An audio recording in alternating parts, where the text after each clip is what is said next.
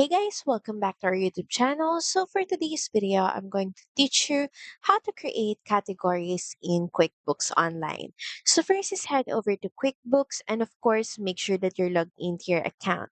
Next, at the top right corner of your screen, click on the gear icon or the settings icon, then click on all lists.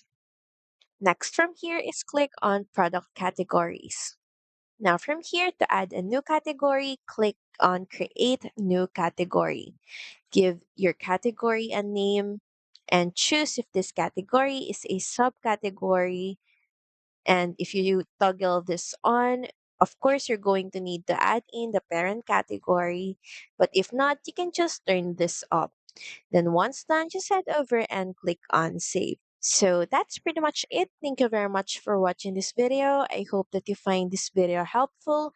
And if you do, please don't forget to like, share, and subscribe to the channel. And I will see you again on the next one.